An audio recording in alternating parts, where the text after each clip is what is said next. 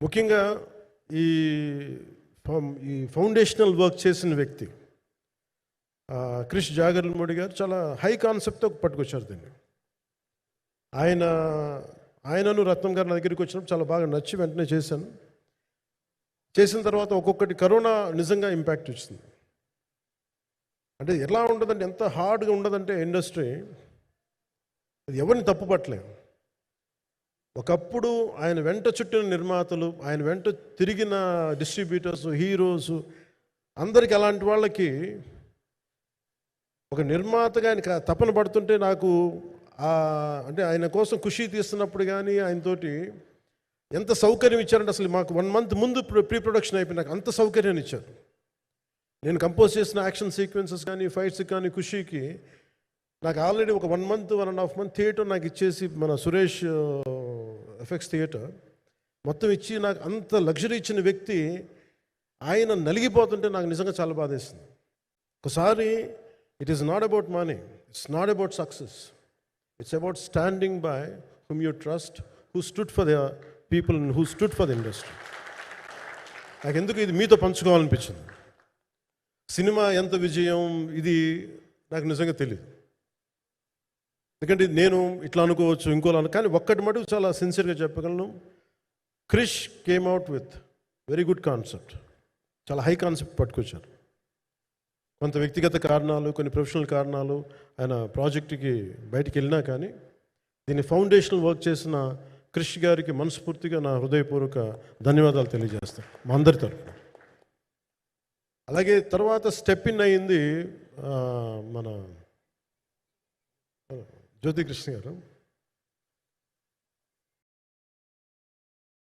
ఖుషి cinema చేస్తున్నప్పుడు అప్పుడే London ఈ ఫిల్మ్ మేకింగ్ కోర్స్ చేసి మన డైరెక్షన్లో ఇన్స్టిట్యూట్ అంతేనా డైరెక్షన్ కదా, ఫిల్మ్ మేకింగ్ కోర్స్ చేసి అప్పుడు గ్రాడ్యుయేట్ అయ్యి వచ్చి అప్పటి నుంచి ఉన్నప్పుడు, బట్ యాక్చువల్ తనతో మాట్లాడుతుంటే మోస్ట్ సెన్సిబుల్ డైరెక్టర్ అనిపించారు.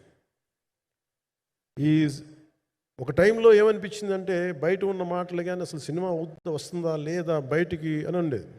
కానీ మాకు ఎప్పటికప్పుడు నీరసం పడిపోయినప్పుడల్లా నాకు నీరసం వచ్చేసేది. సినిమా అవుద్దా అవ్వదా అనుకున్నప్పుడల్లా దీనికి ప్రాణవాయువునిచ్చిన వ్యక్తి కీరవాణి గారు. ప్రతిసారి వర్క్ చేసి, నేను ఎందుకంటే సినిమా చివరి దాకా నేను నమ్మను ఎప్పుడు. నేను ఒక సినిమాని నేనేం నమ్ముతాను, చిన్నప్పటి నుంచి వెరీ ఫార్మేటివ్ ఇయర్స్లో నుంచి కూడా ఒక మంచి సినిమా గురించి నువ్వు మాట్లాడక్కర్లా, రిలీజ్ అయితే బాగలేకపోతే ఎలాగ మాట్లాడక్కర్లా. అందుకే నేను ఎప్పుడు సినిమా క్వాలిటీ మీద దృష్టి పెడతాను తప్ప ఇంక మిగతా వాటి మీద మాట్లాడను. అందుకే నాకు ఎప్పుడు ఈ మాట్లాడటం అనే దాని మీద ఎప్పుడు దృష్టి పెట్టలేం. కానీ ఫస్ట్ టైం ఈ సినిమాకి చాలా అవసరం అనిపించింది. ఎందుకంటే ఒక నిర్మాతలు కనుమరుగవుతున్న ఈ సమయంలో ఒక బలమైన సినిమా తీసి ఒడిదుడుకుల్ని తట్టుకోగలిగి ఒక నిర్మాత కనుమరుగవ్వకూడదు. ఆయన పక్కన ఏది ఉండాలో అండగా ఉండాలని చెప్పేసి నేను అన్నీ వదిలి, ఇంత బిజీ షెడ్యూల్స్ అన్నీ వదిలేసి, ఒకవైపు నన్ను నా ప్రత్యర్థులు తిడుతున్నా కానీ, సినిమాలకు వెళ్ళిపోయిన తిడుతున్నా కానీ, ఇదేంటంటే నాకు అన్నం పెట్టింది ఇది, నాకు నా సినిమా పరిశ్రమ.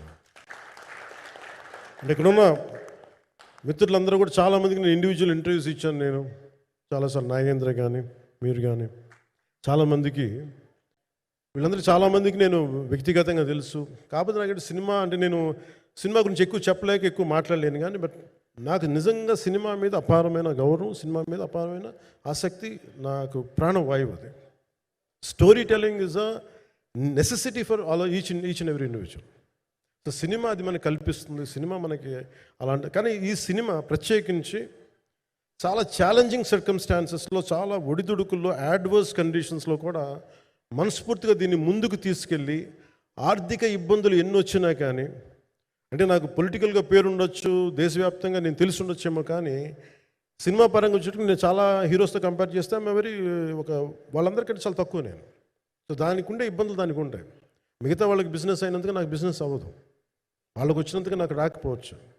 ఎందుకంటే నా దృష్టి, నా కాంపిటేటివ్నెస్ ఎప్పుడు నేను సినిమాల మీద పెట్టలేదు. నేను ఇప్పుడు సొసైటీ పొలిటికల్ ప్రాసెస్ పెట్టాను, కానీ ఎప్పుడు సినిమా మీద నేను ఎంత ఉండాలనేది నేను ఎప్పుడు పెట్టలేదు.